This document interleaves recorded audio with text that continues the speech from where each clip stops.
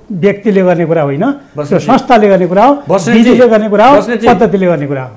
गुन्द्रुक र ढेँडो खाने आम जनताको थालमा थोरै अचार थपिदिन सक्नु भएको छ यहाँहरूले? साँच्चै नढाँटिकन भन्नुहोस् त हृदयदेखि। अनि केही भएको छ भन्ने कुरा नै हो।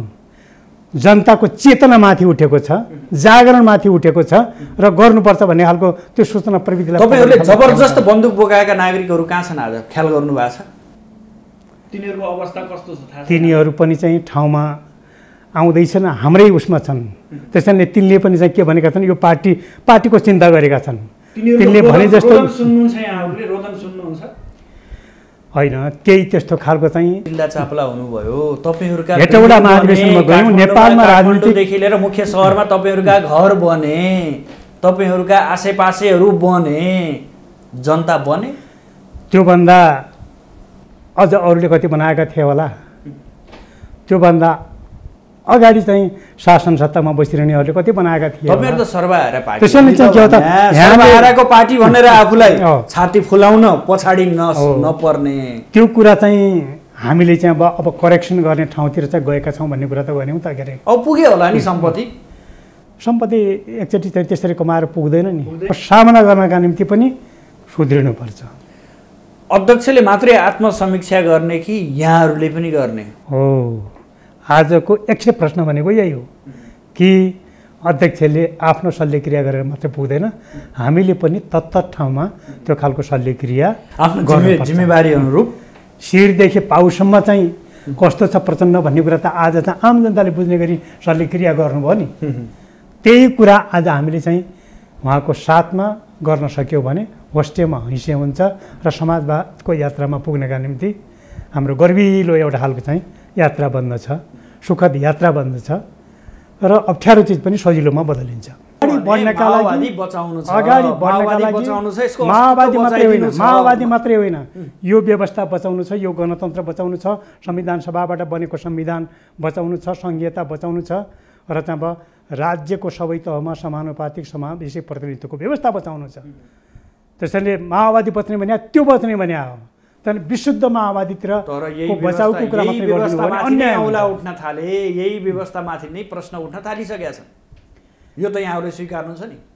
वस्तु जन्मिन्छ यो संसारमा, त्यो प्रति प्रश्न त उठिहाल्छ नि त। तर चाहिँ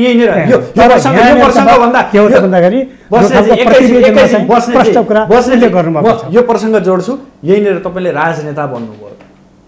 हिजोको दिनमा केपी शर्मा ओलीलाई देवत्वकरण गरे भन्ने तपाईँहरू आज त्यो महाधिवेशन उद्घाटन सत्र र महाधिवेशनको त्यो भवन प्रज्ञा भवनको परिसरमा प्रचण्डलाई ठिङ्ग उडाएर देवत्वकरण गर्न लाग्नुभयो। मैले बिचमै यो प्रश्न सोधेँ यहाँलाई। यो मैले भनेको कुरा हो र त्यहाँ उपस्थित भएका राजनैतिक नेताहरूले चाहिँ त्यो खालको प्राधिकरण प्रदान गर्नुभएको हिजो ओलीलाई धारे हात लगाउने तपाईँहरू होइन।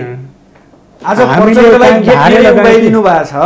चाहिँ धारे हात लगाउँ अथवा चाहिँ कसैलाई देवत्वकरण के गरौँ त्यो कुरा चाहिँ अब क्लोज भयो नि त। अब अस्ति उद्घाटन समारोहबाट सबै राजनैतिक पार्टीका नेताहरूले त्यहाँ भन्ने बेला आशा भरोसाका साथ त्यहाँ चाहिँ मागहरू राख्नुभएको थियो नि, यो गर्नुपर्छ यो गर्नुपर्छ भनेर। कुन नेतालाई चाहिँ भन्नुभएको छ चाहिँ अरू राजनैतिक दलका नेताहरूले माओवादीको आड भर र अभिभावकको रूपमा मानेर न चाहिँ त्यो खालको कुरा राखिएको कुरा हो। आदरणीय दर्शकबिन नमस्कार।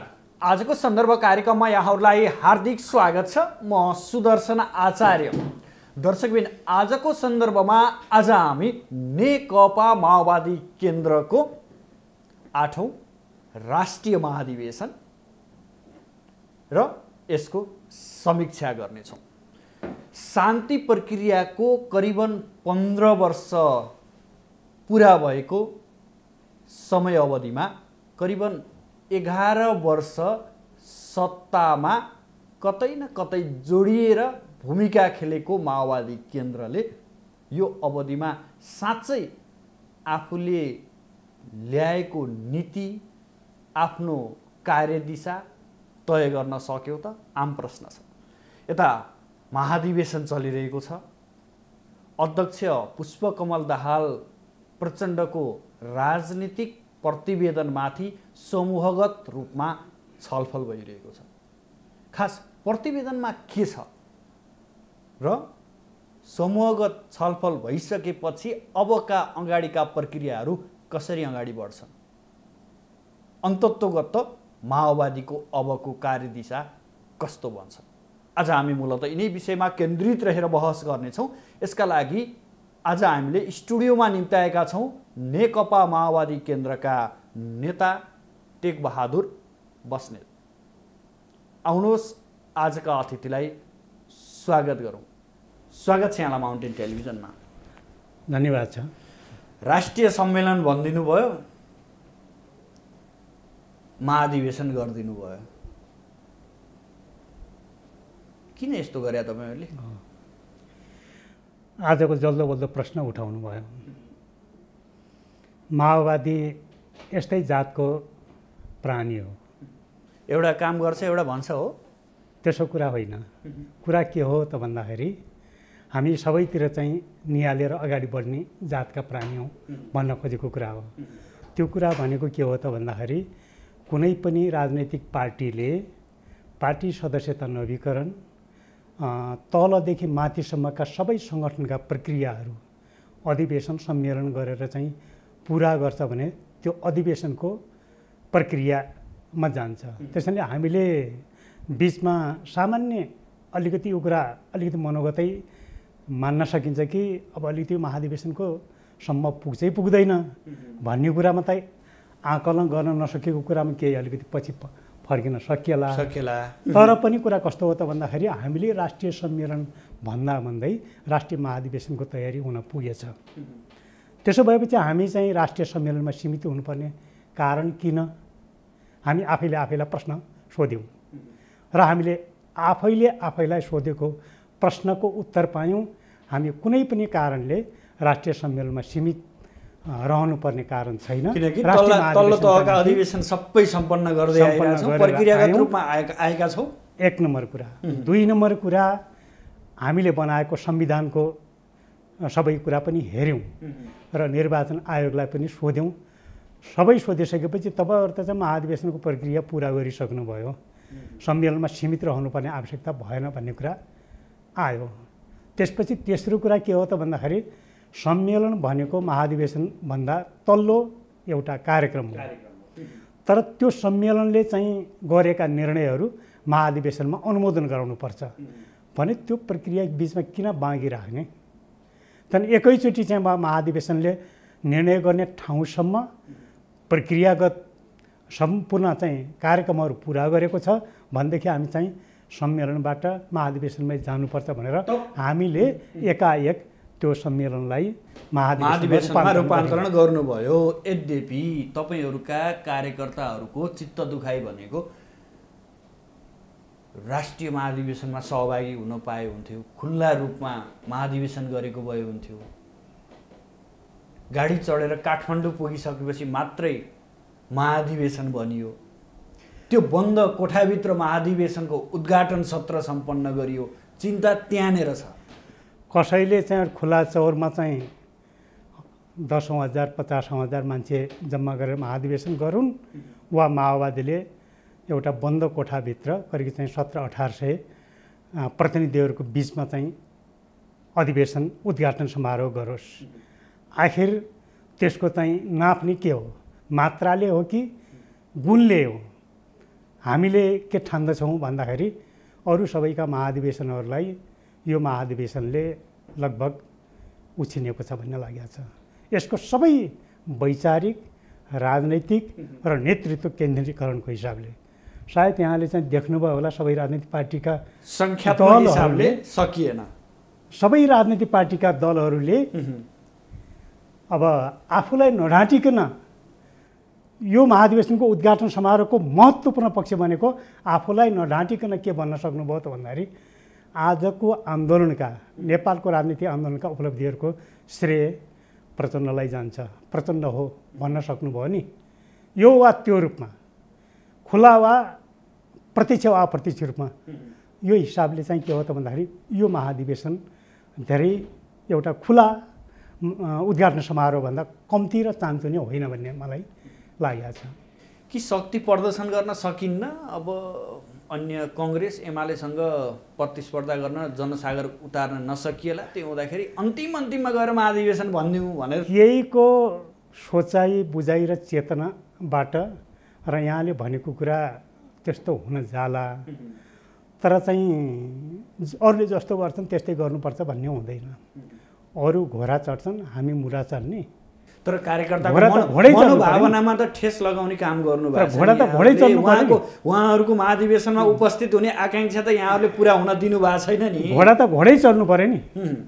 तर आजको सूचना प्रविधिको जमानाबाट खुला चौरमा चाहिँ एउटा खालको चाहिँ अब तामझाम सहित चाहिँ अब उद्घाटन समारोह गर्नु र भित्री कोठामा एउटा वैचारिक रूपले उच्च स्तरको त्यो खालको चाहिँ मन खुल्ने गरिकन, मन हुग्ने गरिकन हाम्रो पार्टीका कार्यकर्ताहरू, हाम्रो पार्टीका जनताहरूको त खुसी भएका छन् नि। अहिले केही कुरा अलिकति आफूले सोचे जस्तो भएन होला, त्यो नहुँदो रहेछ।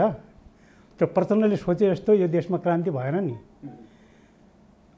र चाहिँ मार्क्सले सोचे जस्तो फ्रान्समा क्रान्ति भएन नि, रुसमा लेनिनले सोचे जस्तो होइन क्रान्ति भएन, र चिनमा माओले सोचे जस्तो क्रान्ति भएन। त क्रान्ति भयो नि, नेपालमा पनि क्रान्ति भयो, तर हामीले सोचे जस्तो भएन। मात्रात्मक कति भयो भन्ने कुरा हो। मात्रा र गुणमा अलिकति अन्तर छ, अवश्य हुन्छ। त्यति फरक भरि हो। बन्द सत्र चलिरहेको छ। अध्यक्ष दाहालको राजनीतिक प्रतिवेदनमाथि यहाँहरूले समूहगत रूपमा छलफल थाल्नु भएको छ, चलाइरहेका छौँ। र आज 11 बजीदेखि सामान्यतः सबै 25वटा गुरुबारमा त्यो खालको छलफल चल्छ। र अध्यक्षले हिजो बन्द सत्रमा चाहिँ प्रस्तुत गर्नुभएको प्रतिवेदनका अक्षरशः त्यो खालका बुँदाहरू हो अध्ययन गर्दै। त्यो भित्र के छ? प्रतिवेदनभित्र के छ? प्रतिवेदनभित्र धेरै कुरा छ, तर त्यसको मूल कुरा तपाईँले एक वाक्यमा भन्नुहुन्छ भने समाजवादको बाटो प्रष्ट छ र समाजवादमा पुग्ने लक्ष्य बिचमा अलि धर्मराएको जस्तो, अस्पष्ट जस्तो, अन्यल जस्तो, कता जाने हो भन्ने जस्तो थियो, त्यसको स्पष्ट खाका छ। यहाँहरूले भन्नुभएको छ नयाँ क्रान्तिकारी पार्टीले। तपाईँ आजसम्म क्रान्तिकारी पार्टी होइन माओवादी? होइन, क्रान्तिकारी पार्टी भएरै महान जनयुद्धको थालनी गर्यो र आज नेपाल जसरी जुन एजेन्डामा हिँडेको छ त्यसको प्रान्त त्यही क्रान्तिकारी पार्टीकै। नयाँ क्रान्तिकारी भन्ने कस्तो भने क्या हो? यहाँले प्रश्न बिचमा एउटा जोड्नुभयो, महत्त्वपूर्ण कुरा हो कि नयाँ क्रान्तिकारी पार्टी भनेको 2052 सालमा जनयुद्ध थालनी गर्न लागेको पार्टी थियो। त्यो पनि क्रान्तिकारी पार्टी थियो। तर त्यही क्रान्तिकारी पार्टी आज हुन्छ त? आजको नयाँ समाजवादमा पुग्न लागेको पार्टी भनेको नयाँ क्रान्तिकारी पार्टी हो कि संसदीय व्यवस्था व्यवस्था नमान्ने हो? फेरि पुरानै? बिल्कुल होइन, फर्किने हो। नेचुरल रुलहरू हुन्छन्, पोलिटिकल रुलहरू हुन्छन्, र नेपालमा एउटा खालको संविधान सभाबाट बनेको संविधानको रुल छ। त्यो रुल संविधान सभाबाट बनेको हुनाले नेपालका 90% जनप्रतिनिधिहरूद्वारा बनाइएको संविधान भएको हुनाले त्यो चाहिँ संसदीय व्यवस्था मान्ने कि नमान्ने भन्नेसँग सरोकार राख्दैन। त्यसले यति मात्रै सरोकार राख्छ, समाजवाद उन्मुख भनेको हुनाले समाजवादको बाटो पछ्याएको छ कि छैन, आत्मसात गरेको छैन भन्ने कुरा गर्छ। चाहे संसदीय व्यवस्था मानुस् चाहे नमानुस्। बस्नेतजी, अब त संसदीय व्यवस्था छोड्न कहाँ सकिन्छ र? यति भोग गरिसकिया छ, चिल्ला चाप्ला भइसकिया छ, भोइली मान्छेलाई छोडिसकिया छ, अब कहाँ सकिन्छ? संसदीय व्यवस्थालाई हामीले चाहिँ सुधारिएको संसदीय व्यवस्था भनेका हौँ, विशुद्ध संसदीय व्यवस्था त्यस्तो भनेको होइन। हामीले सुधारिएको छ त, यहाँहरूले भने जस्तै सुधारिएको व्यवस्था हो। सुधार्नतिर त लागेका छौँ नि हामी। यहाँले भने जस्तै अलि तुरुन्तै सुधारिएन। संविधान सभाको निर्वाचन पनि 2015 वर्ष भइसक्यो भने 15 वर्ष भइसक्यो। 2007 सालमा उठेको हजुर संविधान सभाको प्रश्न। 60 वर्ष लाग्छ? 60 वर्ष त लाग्यो त के राखेर। मैले चाहिँ नचाहेर, मैले छिटो गर्न चाहेर अथवा अरू कोहीले छिटो गर्न चाहेर हुन्छ र? त्यो त भएन त हजुर। त्यसरी नै चाहिँ मैले चाहेर मात्रै भएन, अथवा चाहिँ यस्तै खालका अध्यक्ष प्रचण्डले मात्रै चाहेर पनि भएन, अरू कोही एकाध खालका त्यस्ता इमान्दार मान्छेहरू हुनुहुन्थ्यो होला नि त। तर उहाँले चाहेर मात्रै पनि भएन भन्न खोजेको कुरा। त्यसैले चाहिँ अब 15 वर्षमा यो बदलिएन। अब 15 वर्ष नलगाइकन छोटो अवधिमा हामीले चाहिँ त्यो खालको चाहिँ बदल्ने यहाँहरूको प्रयास हुन्छ, त्यो गतिमा यहाँहरू अगाडि हामी अगाडि बढ्नु छ। अनि तपाईँहरूले पार्टीभित्र भएका कमी कमजोरीहरूलाई पनि केलाउने प्रयास प्रतिवेदनमा उल्लेख छ भनिएको छ। खासमा के कमजोरी देखिए र के केलाउँदै हुनुहुन्छ?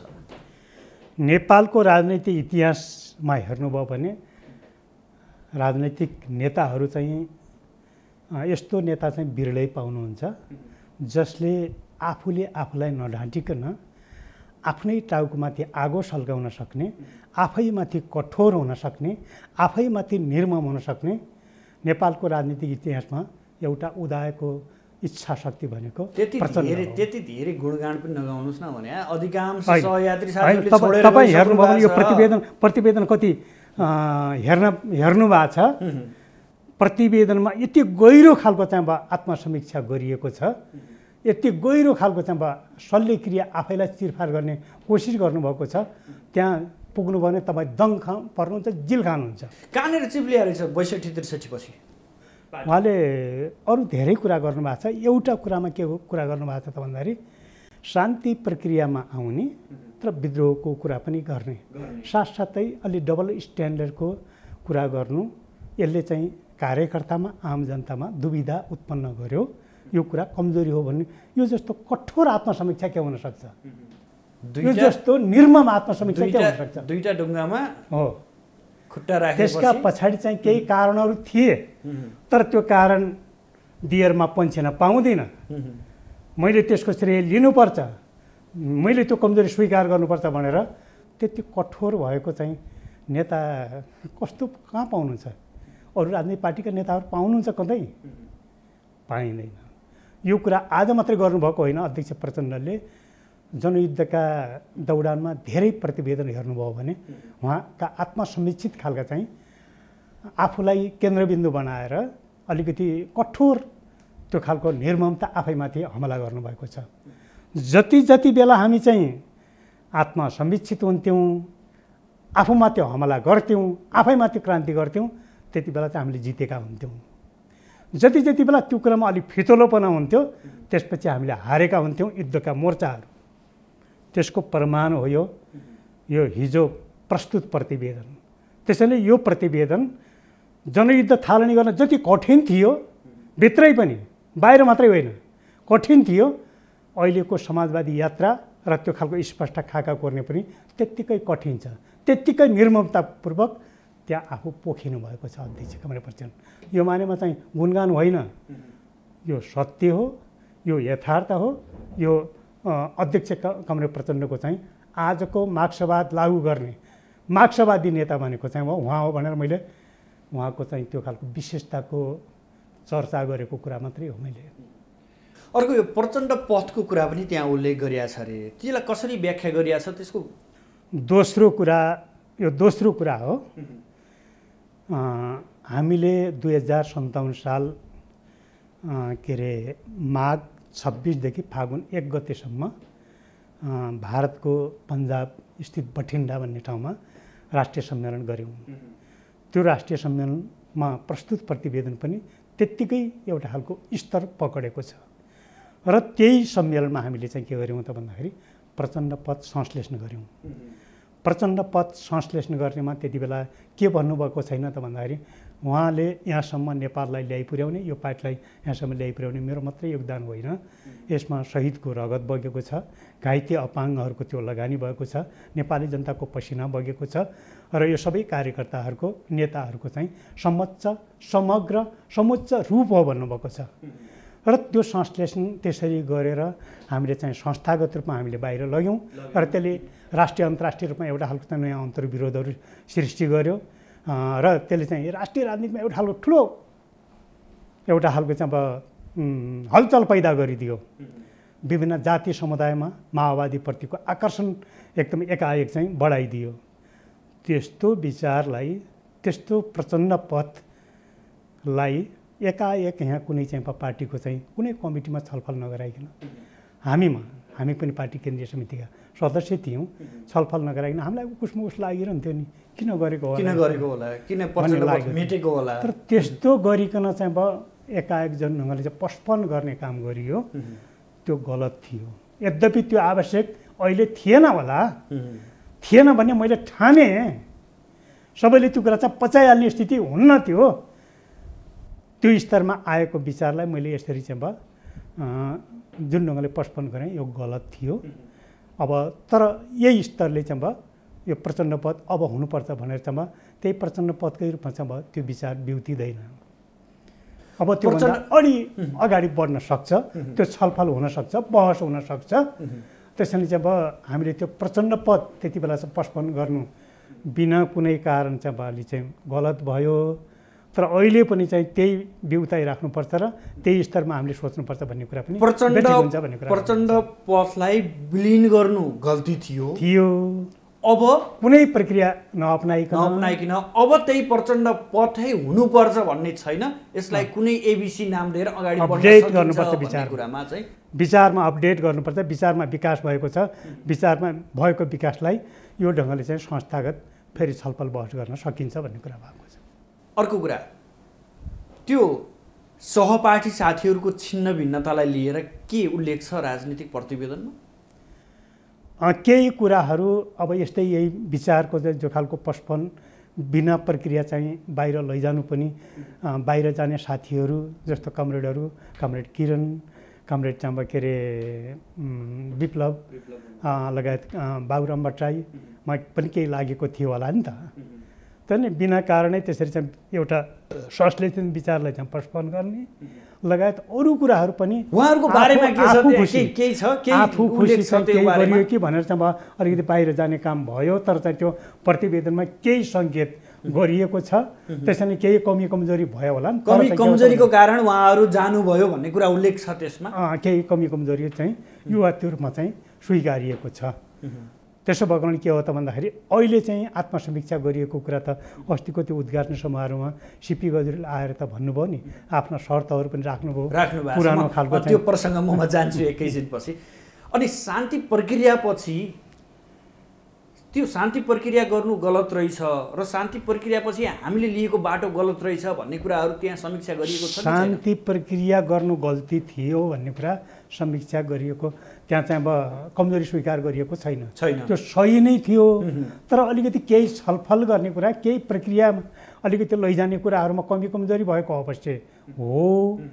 तर कुरा कस्तो होइन, शान्ति प्रक्रियामा आउनु चाहिँ गल्ती भयो भन्ने कुरा छैन त्यहाँ, त्यो होइन पनि। त्यसपछि यता गरेका गल्तीहरूलाई कसरी समष्टिगत गरिएको छ?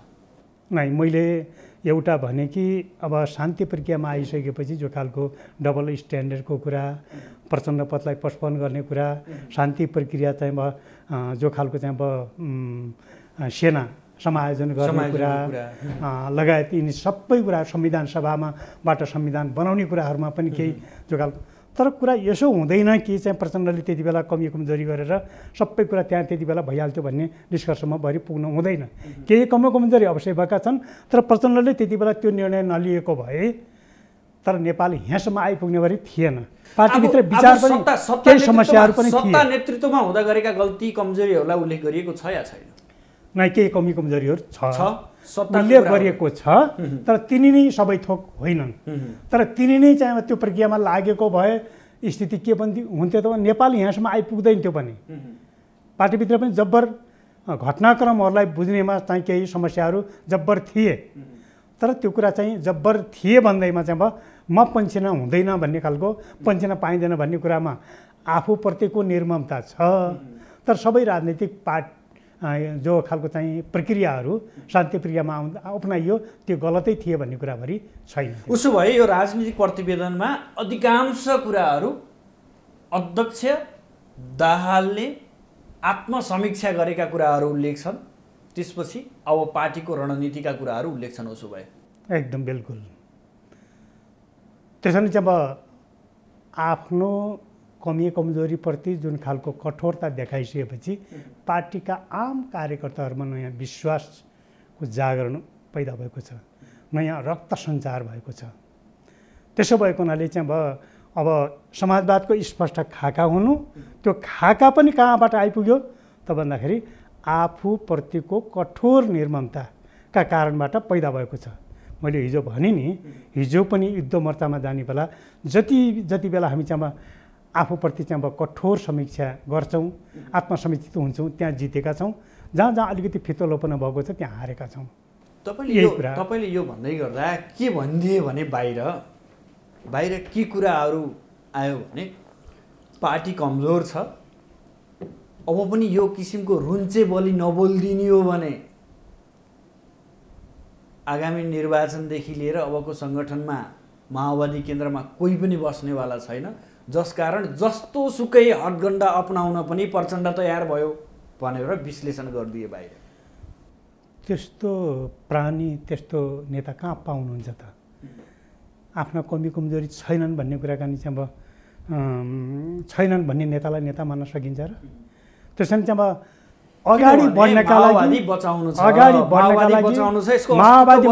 माओवादी मात्रै होइन, यो व्यवस्था बचाउनु छ, यो गणतन्त्र बचाउनु छ, संविधान सभाबाट बनेको संविधान बचाउनु छ, सङ्घीयता बचाउनु छ र चाहिँ अब राज्यको सबै तहमा समानुपातिक समावेशी प्रतिनिधित्वको व्यवस्था बचाउनु छ।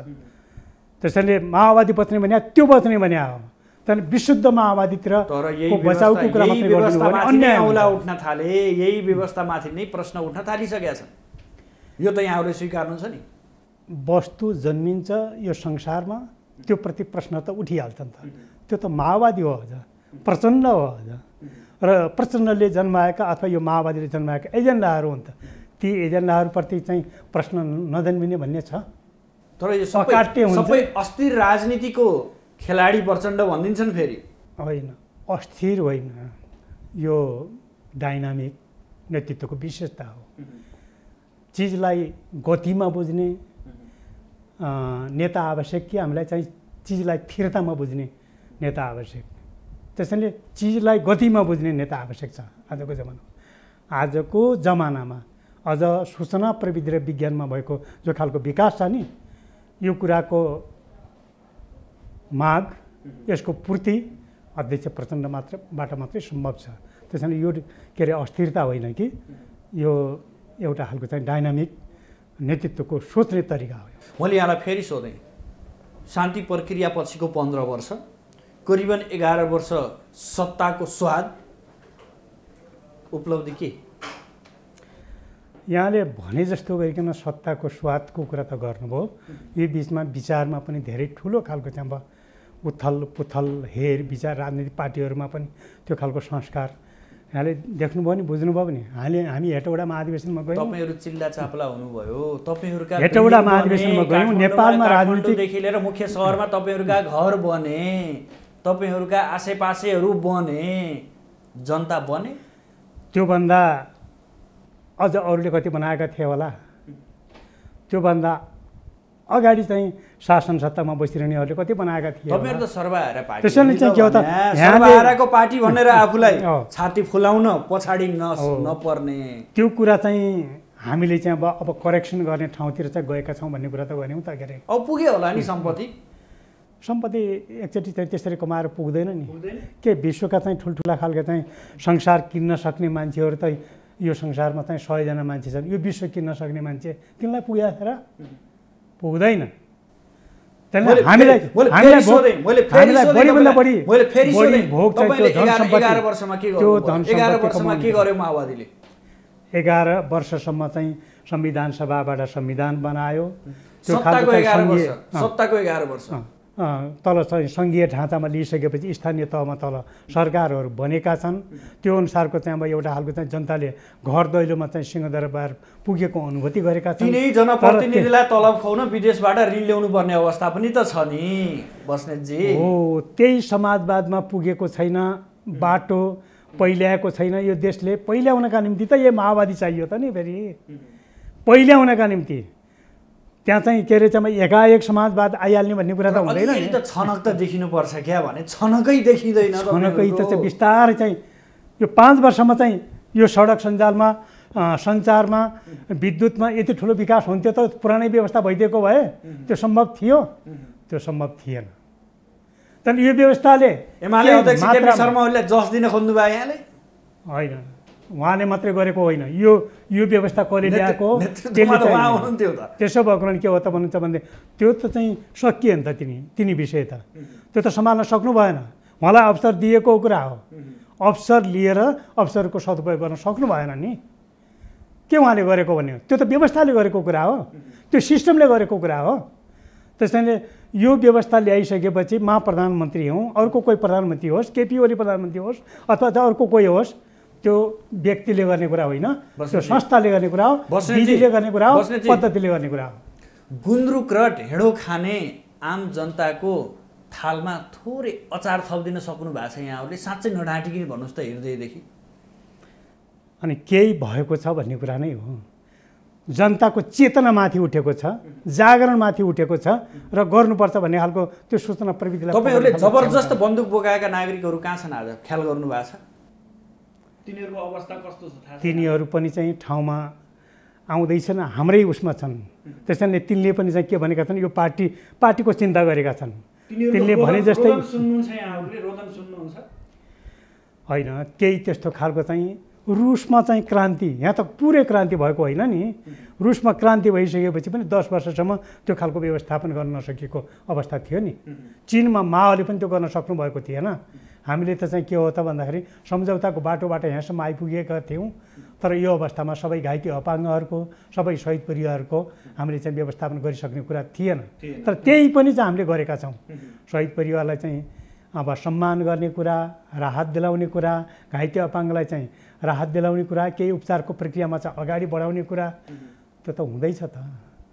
हामीले चाहिँ अब बहुमतको सरकारमा तपाईँको जवाब हुँदैछ मात्रै आयो क्या? हामीले यो गऱ्यौँ, अब यो गर्छौँ, यति महिनाभित्र यो गर्छौँ, यति वर्षभित्र यो गर्छौँ, यो पनि भन्दैनौस् न भने? होइन, यो थोरै आशा त समाजवादको यात्रासँगै सबै साथसाथै चाहिँ जान्छ। यो प्रक्रियासँग सबै साथै जान्छ। कोही व्यक्ति विशेषले मैले अहिले चाहिँ यसो गर्छु भनिदिएर चाहिँ त्यो भइहाल्ने कुरा पनि होइन क्या। यसका लागि हामी लड्छौँ त भनिदिन सक्नुहुन्छ नि यहाँहरूले?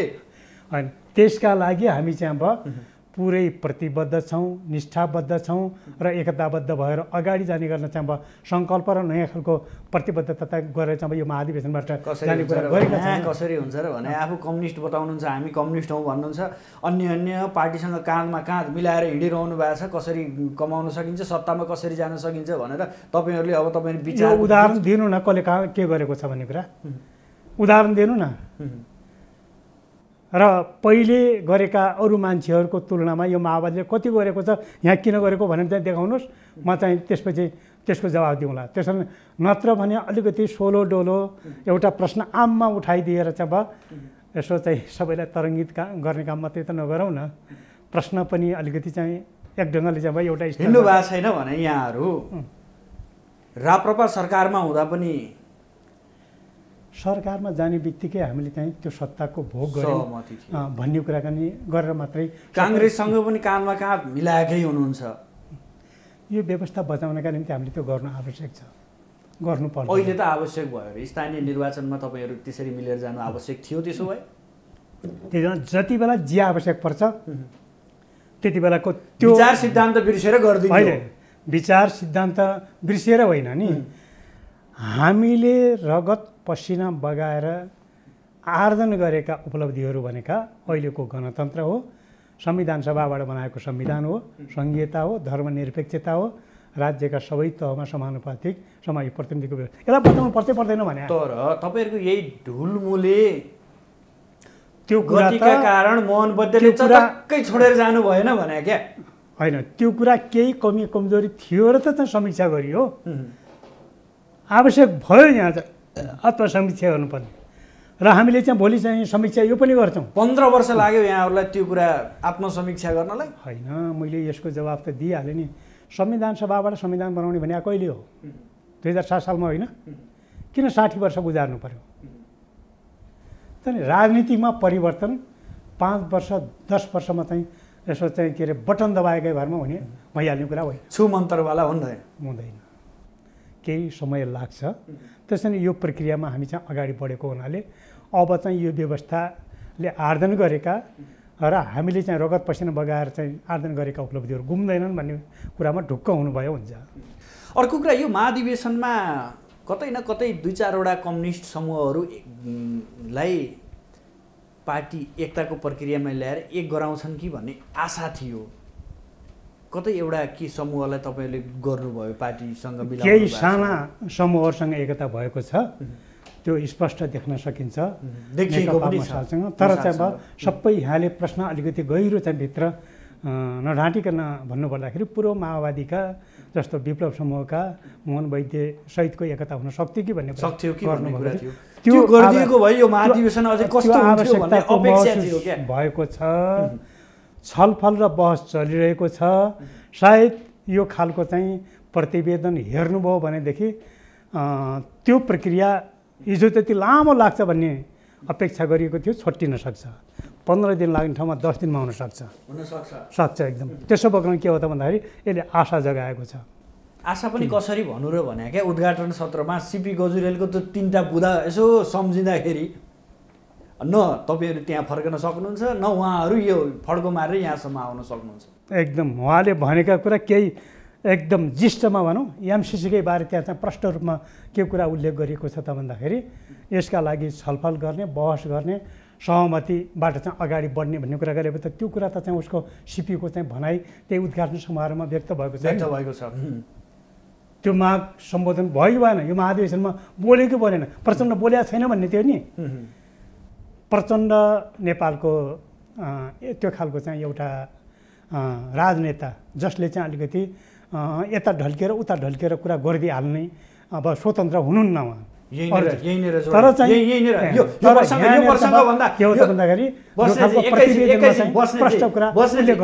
यो प्रसङ्ग जोड्छु, यहीँनिर तपाईँले राजनेता बन्नुभयो। हिजोको दिनमा केपी शर्मा ओलीलाई देवत्वकरण गरे भन्ने तपाईँहरू आज त्यो महाधिवेशन उद्घाटन सत्र र महाधिवेशनको त्यो भवन प्रज्ञा भवनको परिसरमा प्रचण्डलाई ठिङ्ग उडाएर देवत्वकरण गर्न लाग्नु भयो। मैले बिचमै यो प्रश्न सोधेँ यहाँलाई। यो मैले भनेको कुरा हो र त्यहाँ उपस्थित भएका राजनैतिक नेताहरूले चाहिँ त्यो खालको प्राधिकरण प्रदान गर्नुभएको हिजो ओलीलाई धारे हात लगाउने तपाईँहरू होइन। आज प्रचण्डलाई उभाइदिनु भएको छ। हामीले चाहिँ धारे हात लगाउँ अथवा चाहिँ कसैलाई देवत्वकरण के गरौँ त्यो कुरा चाहिँ अब क्लोज भयो नि त। अब अस्ति उद्घाटन समारोहबाट सबै राजनैतिक पार्टीका नेताहरूले त्यहाँ भन्ने बेला आशा भरोसाका साथ त्यहाँ चाहिँ मागहरू राख्नुभएको थियो नि, यो गर्नुपर्छ यो गर्नुपर्छ भनेर। कुन नेतालाई चाहिँ भन्नुभएको छ चाहिँ अरू राजनैतिक दलका नेताहरूले माओवादीको आड भर र अभिभावकको रूपमा मानेर न चाहिँ त्यो खालको कुरा राखिएको कुरा हो। मान्नुहुन्छ यो कुरा? चाहे सिपी गजुरेलको कुरा होस्, चाहे चाहिँ जनता समाजवादी पार्टीको कुरा होस्, चाहे चाहिँ अब नेकपा एकीकृत समाजवादीको कुरा होस्, चाहे देउबाले पनि त यी उपलब्धिहरूको श्रेय चाहे राप्रपा महामन्त्रीकै कुरा नै किन नहोस्, कुरा नगर्नु। उहाँले पनि चाहिँ अब कुरा एकदम चाहिँ राजनीतिक ढङ्गले चाहिँ कसरी गर्नुभयो त उहाँको व्यवस्थामा धेरै विचारहरूमा भिन्न छौँ। तर चाहिँ के हो त भन्दाखेरि राष्ट्रिय स्वाधीनताका मामलामा हामी चाहिँ एक छौँ। म फेरि गजुरेलकै प्रसङ्ग जोड्न चाहेँ। उहाँले के भन्नुभयो भने जनयुद्ध सुरु हुनुभन्दा पहिला बसेको हाम्रो केन्द्रीय कमिटीले गरेका प्रतिबद्धताहरू भनेको यो 52 सालमा फर्क्यौँ भन्न खोजे हो? बिल्कुल होइन। उहाँ पनि त्यति पछि परेको नेता होइन। उहाँले जनयुद्ध थालनी गर्ने बेला हामीले चाहिँ 7वटा प्रतिबद्धता गरेका छौँ। पहिलेकै जस्तो दस्तावेज छ त्यति बेलाको पनि। जनयुद्ध थालनी गर्ने बेला कति कठिन थियो भन्ने कुरा मैले अघि नै सुरुमा भनेको थिएँ नि। त्यहाँ 7वटा प्रतिबद्धताहरू छन्। यो जनयुद्ध थालनी गरिसकेपछि, हतियार उठाइसकेपछि विभिन्न खालका चाहिँ दबावहरू आउन सक्छन्। ती दबावहरू, ती बहकाउहरू कसैमा नलागिकन अगाडि यो झन्डा बढाउने हो, झन्डा कतै झुक्न दिने होइन भन्ने थियो। 7वटा छन् प्रतिबद्धता। त्यही कुरालाई कोड गर्न खोज्नुभएको हो। त्यही कुरालाई कोड गर्न खोज्नुभएको हो। तर त्यसलाई चाहिँ प्रचण्डको सोचमा, प्रचण्डको भाषामा के भन्न सकिन्छ, अहिले जो खालको कठोरतापूर्वक उहाँले चाहिँ आत्मसमीक्षा गर्नुभएको छ र नयाँ सङ्कल्प र नयाँ प्रतिबद्धता गर्नका निम्ति आज जो खालको चाहिँ प्रतिवेदन पेश गर्नुभएको छ यसैको उदाहरण हो भन्ने लाग्छ। त्यसैले सिपी गजुरेलको त्यो माग र चाहना पनि पुरा भएको छ भन्ने मेरो ठम्याइ हो। नजिक हुनुहुन्छ क्या हो यहाँहरू? अब सिपी गजुरेल कामरेडले जुन खालको चाहिँ अलिकति चाहिँ अब त्यहाँ एकता गर्न चाहने धेरै हुनुहुन्छ। उहाँ पनि अलिकति एकता के हो भन्ने खालको थियो। तर त्यो ठाउँसम्म आइपुग्दाखेरि उहाँ अलि नजिक आइपुग्नु भयो कि यहाँको ठम्मै भयो। अर्को कुरा जनगणतन्त्र बनाउने जनयुद्धको लक्ष्य भन्नुभएको छ उहाँले। जनगणतन्त्र बनाउने जनयुद्धको लक्ष्य अङ्गीकार गर्नुपर्छ। यो गणतन्त्र जनगणतन्त्र भइसकेका छैन भन्ने कुरा हो उहाँको भाषामा क्या। यसलाई जनगणतन्त्र बनाउनुपर्छ भन्ने कुरामा हाम्रो र उहाँको बिचमा दुविधा छैन, तर चाहिँ दुविधा जस्तो गरिकन चाहिँ उहाँले बुझ्नुभएको छ। सायद एक ठाउँमा आउने दिन त्यसलाई चाहिँ हामीले एउटै रूपमा बुझ्छौँ जनगणतन्त्र भनेको के हो र त्यो ठाउँमा कसरी पुग्न सक्छौँ भन्ने कुरामा आइपुग्नका निम्ति पनि उहाँले जो खालको बाटो खोल्नुभएको छ यो धेरै महत्त्वपूर्ण कुरा हो। यो धेरै चाहिँ सराहनीय कुरा हो भन्ने बाटो खुल्या हो। उसो भए यहाँहरूलाई बाटो खोलेको छ एकदम प्रष्ट रूपमा उद्घाटन सत्रमा उहाँका 3टा बुदाले अब कतै न कतै हामी पुग्न सक्छौँ अब माथिबाट उठेर चाहिँ त्यो कुरा राख्नु भएको छ एकदम। अर्को तेस्रो कुरा त यहाँले राष्ट्रिय स्वाधीनताको कुरामा एमसीसी प्रसङ्ग यहाँले जोडिसक्नु भयो। अर्को विप्लवको कुरा जोड्न चाहेँ मैले। विप्लव बोलाउनु भएन यहाँले? विप्लव बोलाएको हो, तर अब के कारणले आउनु भएन त्यो हाम्रो पनि प्रश्न थियो। अरूका महाधिवेशनमा पनि जानु भएन, हाम्रो महाधिवेशनमा पनि आइपुग्नु भएन। केही प्राविधिक कारणहरू पनि हुन सक्छन्। मैले यसको बारे प्रतिनिधित्व गर्दै कोही आउनुहुन्छ कि भन्ने अपेक्षा थियो, कोही पनि देखिनु भएन। कुनै न कुनै आएको भएपछि अलि सायद त्यो कुरा पनि बुझ्नुहुन्थ्यो होला, त्यो कुरा पुर्याउनु पनि हुन्थ्यो होला। यद्यपि त्यो कुरा त पाइसक्नु भयो होला, तैपनि नआउने प्रश्नले अलिकति चाहिँ जिज्ञासा जन्माएको छ। अर्को कुरा, लामो समयसम्म सहयात्रा गरेका डाक्टर बाबुराम भट्टराई जो कम्युनिस्ट नाम समेत लिन खासै रुचाउनुहुन्न आजभोलि, उहाँलाई पनि यसो मञ्चमा देख्न पाइएन, यहाँले नबोलाएको हो। त्यो मेरो पनि चासोको विषय हो, तर त्यहाँ त्यो पार्टी उहाँलाई बोलाइदिएको भए मञ्चमा अगाडि आउनु भएको थियो, उहाँको अध्यक्ष आउनु भएको थियो, स्वाभाविक हो। त्यो पार्टीमा सरसल्लाह गरेर उपेन्द्र यादव आएको मैले बुझ्दछु। त्यसो भए उहाँ आएको भए आइदिएको भए त यहाँले भने जस्तै मैले भने जस्तै सबैको तिर्सना मेटिन्थ्यो होला। तर चाहिँ के हो त भन्दाखेरि सरसल्लाह गरेर समझदारी गरेर चाहिँ आउनुभयो भन्ने कुरा बुझे, त्यसरी बुझौँ। पार्टीको प्रतिनिधित्व भयो बुझौँ। अब यहाँहरू नेतृत्व छनौट गर्दै पनि हुनुहुन्छ, अब पदाधिकारी सहित केन्द्रीय कमिटी पनि बन्दैछ। नेतालाई भाग मिलाउन यहाँहरू बहुपदीय प्रणालीमा जानुभयो होइन? यो व्यवस्थामा आइसकेपछि समाजवादको यात्रा तय गर्ने कुरा हो। मुख्य कुरा त्यो यात्रा तय हुँदैछ, त्यसको लागि भागवण्डा चाहिन्छ। आजदेखि भाग पुर्याउनु पर्यो। आजदेखि ग्रुप छलफल हुँदैछ। त्यसैले हाम्रो त्यतातिर ध्यान छैन अहिले। त्यतातिर ध्यान भोलि पर्सिदेखि जान्छ। अब प्रचण्डको त विकल्प छैन नेतृत्वमा। सबै यहाँहरूले सबैले खुलेरै बोल्नुहुन्छ।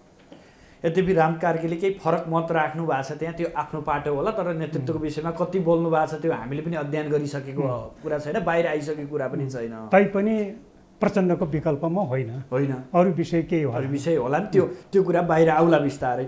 यद्यपि पदाधिकारीभित्र अलि रस्साकस्सी हुने देखिन्छ भनिन्छ, आकलन कस्तो छ यहाँहरूको? अहिले नै त्यो बाहिर मिडियामा आइसके जस्तो गरिकन तछाड मछाडको चाहिँ रस्साकस्सी होइन, केही विषयहरू उठेका छन्। यो स्वाभाविक कुरा पनि होला जस्तो लाग्छ। स्वाभाविक ढङ्गले चाहिँ महाधिवेशनमा प्रतिवेदन पारित भइसकेपछि प्रतिवेदन अनुकूलको सङ्गठन बनाउनुपर्छ भन्ने हाम्रो पार्टीले जान्दछ, हाम्रो पार्टीले बुझ्दछ र कम्युनिस्ट पार्टीको आम मान्यता हो। त्यसैले चाहिँ एउटा कुरामा चाहिँ यहाँहरू माहिर हुनुहुन्छ क्या, लुकाइदिने। भित्र जति पीडा होस् बाहिर चाहिँ ओकली नहाल्ने, यसमा चाहिँ माहिर हुनुहुन्छ? होइन, माओवादी त्यतिमा मात्रै माहिर होइन, कम छ पीडा भित्र, नेतृत्वको हानाथाप, नेतृत्व नहुनु पदाधिकारीको आफूलाई ढाँट्न जान्दैन, लुकाउनु पर्ने कुरा त लुकाउँछ होला त नि। पदाधिकारीमा त यति हानाथाप छ नि, तर यहाँहरूले अहिलेसम्म बाहिर खासै बोलिदिनु भएको छैन।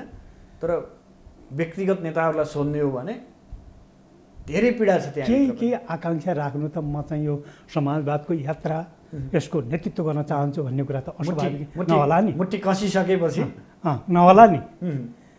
त्यसैले चाहिँ अब कुनै जमानामा चाहिँ प्रचण्डले चाहिँ के हो त भन्दाखेरि जब चाहिँ नेपालमा 2041 सालदेखि उदाउनु भएको अध्यक्ष प्रचण्ड त्यति बेलादेखि उहाँको विचार एकदम चाहिँ सार्वजनिक रूपमा बाहिर आउन खोजेको छ। त्यसो भए त्यति बेला पनि नेपालमा नयाँ व्यवस्था जनवादी क्रान्ति गर्नुपर्छ भन्ने खालको चाहिँ सोच गरेर चाहिँ उहाँ आकाङ्क्षा थोरै राख्नुभयो होला नि र अहिले यो ठाउँसम्म आइपुग्नु भएको छ। त्यसैले प्रचण्ड पछिका अरू कुनै नेतामा पनि त प्रचण्ड स्तरकै ठाउँमा पुग्ने चाहिँ आकाङ्क्षा र चाहना त होला नि, त्यो त केही कुरा स्वाभाविक पनि होला नि। त्यसैले के हो त भन्दाखेरि यहाँले भने जस्तै अलि तछाड मछाडले चाहिँ अब अलिकति अस्वस्थ प्रतिस्पर्धाको छैन, केही आकाङ्क्षाहरू छन्। अबको केही घन्टापछि खुल्दै जानेछ, पर्दा खुल्दै जानेछ बिस्तारै बिस्तारै खुल्ला। तर चाहिँ यहाँले भने जस्तै अलिकति त्यति धेरै चाहिँ छैन यहाँले भन्नुभयो। अब माओवादी सुध्रिन्छ नसुध्रेर यसको सुखै छैन। किन त भन्दाखेरि समाजवादमा पुग्ने यात्रा त्यति सजिलो छैन। यो अप्ठ्यारो बाटोमा हिँड्नुपर्ने भएको हुनाले अप्ठ्यारोको सामना गर्नका निम्ति पनि सुध्रिनुपर्छ। अध्यक्षले मात्रै आत्मसमीक्षा गर्ने कि यहाँहरूले पनि गर्ने हो? आजको यक्ष प्रश्न भनेको यही हो कि अध्यक्षले आफ्नो शल्यक्रिया गरेर मात्रै पुग्दैन, हामीले पनि तत्त ठाउँमा त्यो खालको शल्यक्रिया आफ्नो जिम्मेवारी अनुरूप शिरदेखि पाउसम्म चाहिँ कस्तो छ प्रचण्ड भन्ने कुरा त आज चाहिँ आम जनताले बुझ्ने गरी शल्यक्रिया गर्नुभयो नि। त्यही कुरा आज हामीले चाहिँ उहाँको साथमा गर्न सक्यौँ भने होस्टेमा हैसिया हुन्छ र समाजवादको यात्रामा पुग्नका निम्ति हाम्रो गर्विलो एउटा खालको चाहिँ यात्रा बन्दछ, सुखद यात्रा बन्दछ र अप्ठ्यारो चिज पनि सजिलोमा बदलिन्छ। सबैले गर्लान्, सबै माओवादी नेताले गर्लान्। जसले गर्दैन त्यो आफ्नो बाटो लाग्छ, सकिन्छ। जसले गर्छ त्यो समाजवादको यात्रामा अविराम लक्ष्यसम्म पुग्छ। जसले गर्दैन त्यो सकिन्छ। अब मैले गर्दिनँ भने म सकिन्छु त्यो स्वीकार्छु। त्यो स्वीकार्न के भारी भयो र? त्यो त वस्तुगत धरातलको यथार्थ चित्र हो। अनि के म चाहिँ स्वीकार्छु र चाहिँ अघि बढ्छु, अरू चाहिँ स्वीकार्दैनन् अघि बढ्दैन भन्ने कुरा हुन्छ र? मलाई पनि चाहिँ कठोरतापूर्वक निर्ममतापूर्वक इतिहासले पछार्छ, मैले त्यसलाई आत्मसात गर्न सकिनँ भने। अब जनतासँग जाने उसो भए जनतासँग चाहिँ जाँदै आएका छौँ। अझ जानका निम्ति हामीलाई यो महाधिवेशनले भरपुर ऊर्जा दिएर गएको छ। अझै ऊर्जा लिएर जान्छौँ हामी। हस्, यहाँहरूको महाधिवेशन सभ्य र भव्य रूपमा सम्पन्न होस्, नयाँ नेतृत्वसहित नयाँ जोस र नयाँ नीतिका साथ माओवादी केन्द्र अगाडि बढोस्। यहाँलाई जनताका जाने खालका महत्त्वपूर्ण चाहिँ विषयवस्तुहरू सहितको यो मौका दिनुभयो, यसका निम्ति यहाँलाई पनि धन्यवाद छ। दर्शकबिन, आज हामी विशेषतः नेकपा माओवादी केन्द्रको 8औं राष्ट्रिय महाधिवेशनमा उठेका विविध आयामहरू, अध्यक्ष प्रचण्डको राजनीतिक प्रतिवेदन, त्यसभित्रका केही गुदो र अबको माओवादी विषयमा केन्द्रित रहेर बहस गऱ्यौँ। यसका लागि आज हाम्रो अतिथिको रूपमा हुनुहुन्थ्यो माओवादी केन्द्रका नेता टेकबहादुर बस्नेत। भोलि नयाँ विषयवस्तु र नयाँ अतिथिका साथ उपस्थित हुनेछौँ। आजलाई भने बिदा दिनुहोस्। नमस्कार।